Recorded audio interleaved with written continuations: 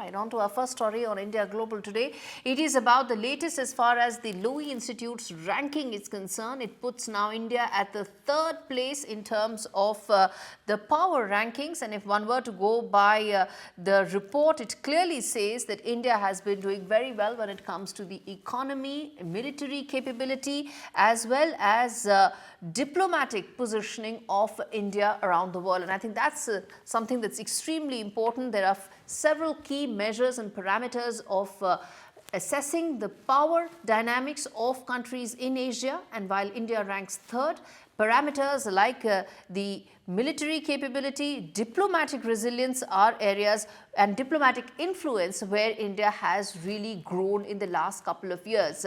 There are certain areas where more work needs to be done, which includes economic interdependence. But the question we are asking is that as the leader of the global south, where does this take India from here on? The $10 trillion trajectory that we are talking about, will it now come sooner? Also the dynamics within Asia, how can India now do power projection both in the Indian Ocean region and far wide is the larger question. Let's open this up to my guests this evening on India Global. First up, we have Mr. Yogesh Gupta and we have Mr. Mukesh Mohan. All right, Mr. Gupta, let me start with you, sir. Some of these numbers that have come in for India, they are very heartening, promising, but at the same time in line with all that India has been able to achieve in the at the global scale and at the global stage in the last couple of years. Oh, yes. It's a very important report. And I think it acknowledges for the first time in a very clear and bold manner that India has made huge progress. Primarily, our economy has done extremely well, whereas the economy of all other major countries, big countries, they are either not growing or just growing by very little percentage. India has been able to achieve something like 7 to 8% growth annually. And right now we have achieved a size of 4 trillion, and it is expected that, by 2030, we might be there around with around $10 trillion. And India is going to have the next 2 decades are going to be India's decades because we are going to have huge economic growth in this period.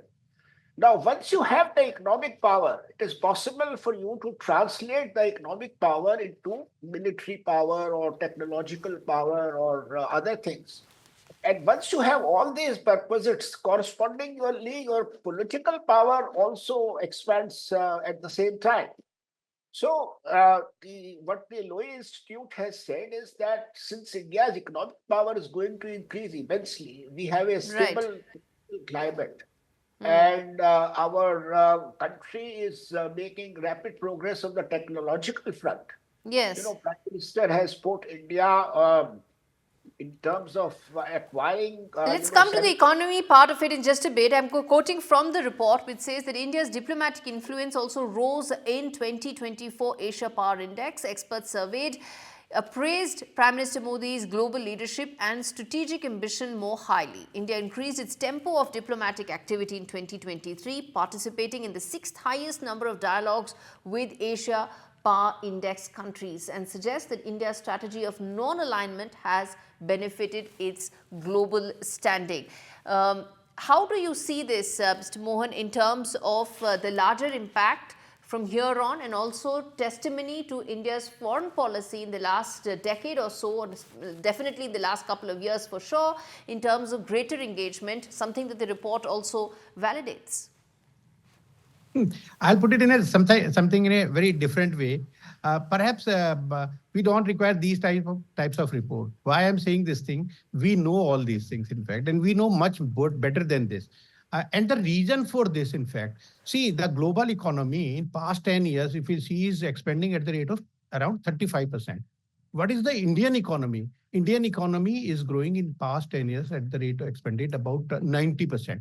And what are the regions? Regions are, the government has taken a lot of initiative like fiscal management, strong exports from the country, FDI inflow, infrastructure investment, household investment, Make in India, PLI, GST, then RERA, and then insolvency and bankruptcy code. How many startups we have I know which you're have quickly become the touching up. I know unicorn? you're quickly touching upon all important schemes, but this is not about Yeah, rattling of schemes. This is correct. about, I know, there are important reports that come out. This is Lowy Institute is a very credible think tank in Australia, which is why we are talking about it.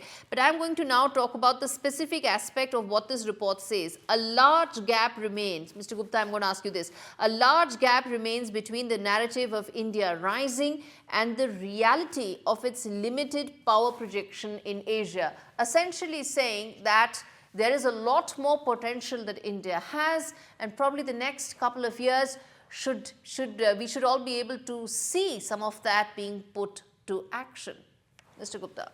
No, yeah, I 100% agree with you that perhaps maybe that full potential we are yet to achieve actually. And the future is, I suppose, definitely based on this report also, future is of India. And we have a lot of potential with us. And I'm sure that whatever targets we have achieved for USD 5 trillion economy or 10 trillion economy, we will definitely achieve it much before the target being set by ourselves. Right, Mr. Gupta. So you see, we have to translate our economic power into other forms of power. Like, for instance, China has undertaken a massive program of military modernization. Now, India has started correspondingly a huge program of indigenous militarization. Where we are trying to manufacture our own fighter aircraft, where we are trying to manufacture our own aircraft carriers, our own frigates, and so on. Our own missiles, our own drones, our own autonomous systems. And once you have all this, then you are able to extend your political influence over vast distances. Right now, we have 2 aircraft carriers. There are plans to acquire more. Similarly, there are plans to acquire new light tanks, for the mountainous terrain. So once we are, once we have acquired all these, made all these military advances, then we will be able to expand our power. And correspondingly, on the diplomatic front also, as as the report says, India is today a member of several different political groups. On one side we have Quad, on other side we have got BRICS, we have got SCO, and so on. And more and more countries, are in the global south, for instance, are looking to have closer partnership with India. So, once our economic power, our technological power, our military power Right. expands, we see India playing a much bigger role. And at places much farther away, at distances away, from India in the other oceans like China Right. and so on. Yes, indeed.